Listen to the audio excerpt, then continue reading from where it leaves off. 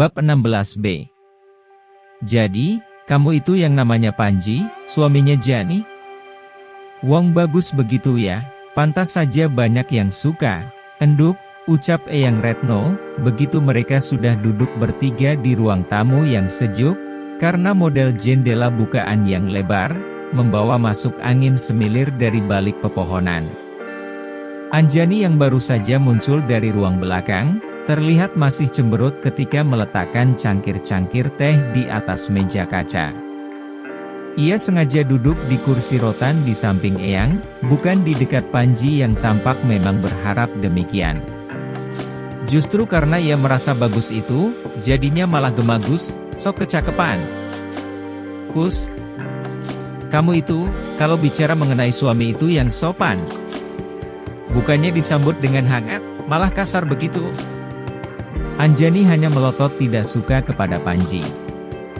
Ternyata pesona Don Juan suaminya, juga sudah mampu memengaruhi hati sang Eyang.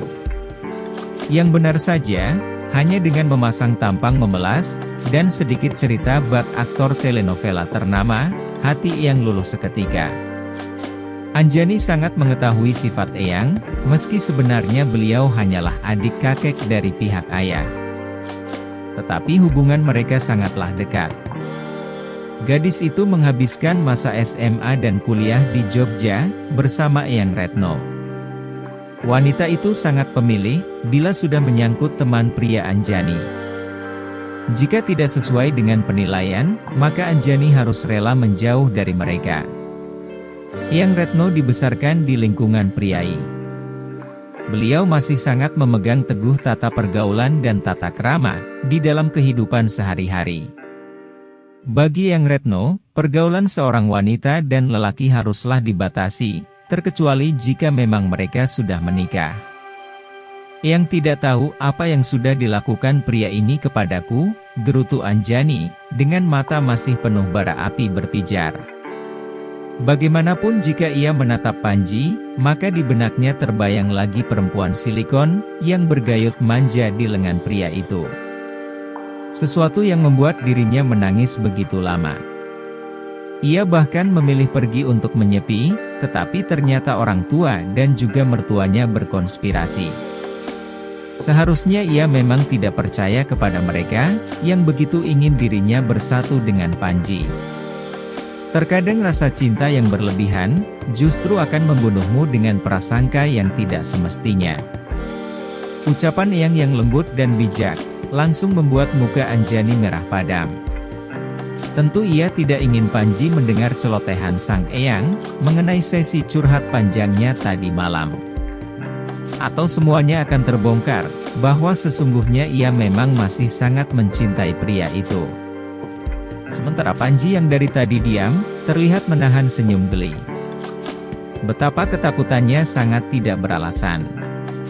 Sekarang hatinya justru diliputi permen kapas semanis madu, ketika mengetahui jika perjalanan panjang yang dilakukan ternyata tidaklah sia-sia. Ia masih memiliki hati gadisnya, dan tugasnya lah memulihkan luka yang sudah ditorehkan begitu dalam. Hati Panji sangat lega, tetapi ia juga menyadari, bahwa tidak mudah meminta maaf pada Anjani yang terlanjur sakit hati.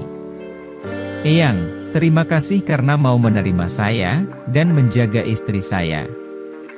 Harus diakui, saya memang bukan pria dan suami yang sempurna, tetapi saya akan membahagiakan wanita yang saya cintai, dengan segala kekurangan yang saya miliki. Panji berkata dengan yakin. Sementara tatapan matanya memerangkap Anjani, dalam sebuah kurungan janji tak terbantah. Anjani seperti tersihir oleh ucapan pria itu. Rasanya ia ingin melayang, dan terbang setinggi mungkin hingga mencapai langit ketujuh. Pria itu memang paling pandai membuat hati wanita meleleh, tetapi siapa sangka jika dirinya juga akan termakan oleh ucapan semanis gula tebu dari Panji. Mulut dan hatinya benar-benar tak bisa seiring sejalan, limp-plan dan tidak bertanggung jawab. Apa yang bisa pegang janji kamu itu, bocah bagus? Tanya Eyang yang sepertinya tidak terdengar sangsi sedikit pun. Eyang Retno sangat jarang langsung menyukai seseorang pada pandangan pertama, Tetapi kepada Panji kelihatannya pengecualian. Di mata Anjani, Eyang seperti menjelma kembali menjadi gadis remaja yang tengah kasmaran, begitu berhadapan dengan Panji. Wanita itu bahkan menyatakan beribu penyesalannya, karena tidak dapat meluangkan waktu menghadiri pernikahan mereka dahulu. Eyang Retno merupakan salah satu pengusaha warung gudeg pawon terkenal di Wijilan, usaha yang diwarisinya secara turun-temurun dari keluarga. Beliau terpaksa mengurus semuanya sendiri, karena anak tunggalnya memilih menetap di Jerman dengan sang suami. Duhita pulang ke Indonesia hanya setahun sekali, saat menjelang Lebaran. Saya tidak akan membuang sesuatu, yang saat ini menjadi hal paling berarti bagi hidup saya. Eyang, jangan percaya ucapannya. Kamu itu kenapa, Enduk?